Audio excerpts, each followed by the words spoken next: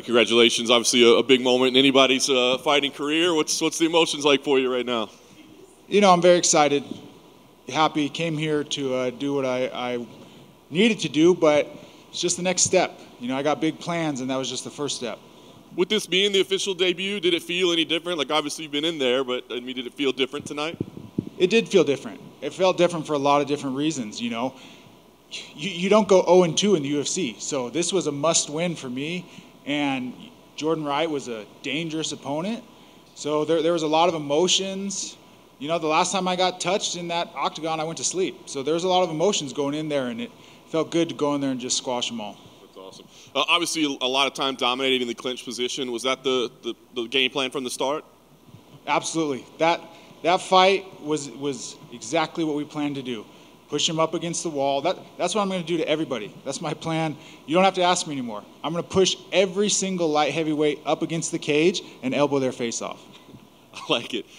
Was it difficult to stay disciplined in that? I mean, you're saying you're going to do that all the time, but it seemed like at the end you kind of wanted to open up a little bit. Is it tough to stay disciplined to the game plan? You've been talking to my coaches?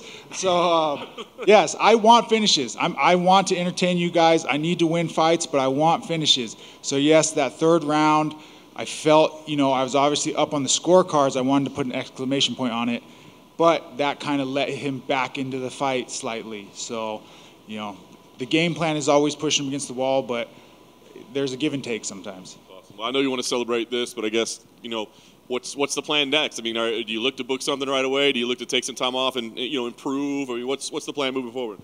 I want to get right back in here. You know, April 22nd, May 6th, I've got friends on both those cards. My coach is already going to be here. Find me an opponent. The first guy they offered me for tonight was Anton Turkalj, you know, and he turned it down.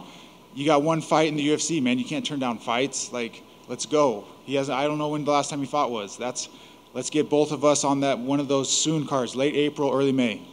Last thing for me, I guess, how do you see your career going, right? Because you've been a professional athlete. Some people are like, well, I want to take the slow road and build and that sort of thing. Other people want to shoot right to the top, say, let me contend right away. What do you see your journey? So I'm realistic. I'm 34 years old. I'm not going to be in this game for 15 more years, and I believe in my abilities. So I'm not saying I want ranked opponents right now, but I want fights.